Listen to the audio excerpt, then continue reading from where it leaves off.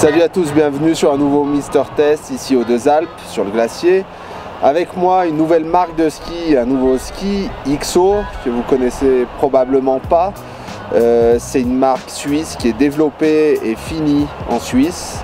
Et c'est développé par un monsieur qui s'appelle Stéphane Exartier, un ancien membre de l'équipe de France pendant une dizaine d'années.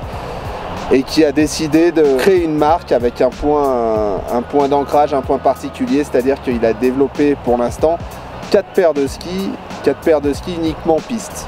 Donc XO, c'est 4 modèles, les mêmes lignes de côte et une construction bois uniquement, il n'y a pas de laque métallique dedans, rien, uniquement des noyaux bois pour gagner en légèreté et en même temps résistance en torsion. C'est uniquement des skis de piste avec un positionnement intéressant, c'est-à-dire qu'une certaine recherche d'efficacité de performance et des skis qui sont en même temps très light, très légers, faciles à skier.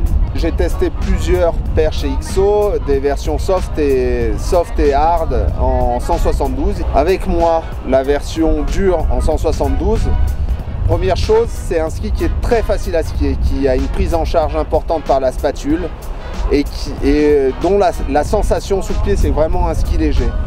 De fait, on varie facilement les rayons, on peut laisser filer, libérer le ski sur un rayon moyen et en même temps raccourcir très vite. C'est, je trouve, la première qualité de ce ski, c'est ce passage quart à quart et la capacité à varier les rayons. La seconde qualité, c'est que c'est quand même un caractère carveur, mais on ne se sent pas complètement coincé dans la courbe. On est plutôt libre de la mettre en travers, etc. Et c'est, je pense, clairement lié aussi à la légèreté du ski.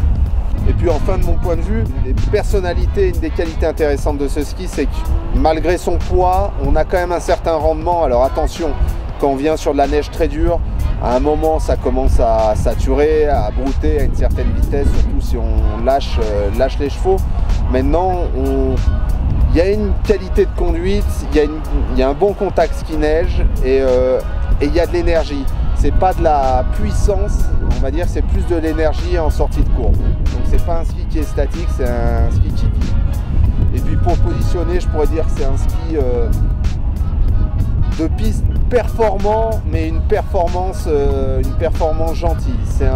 C'est pas un méchant du tout, mais on peut trouver de la sensation et même de la sensation sportive. Voilà, un ski intéressant, clairement intéressant et différent.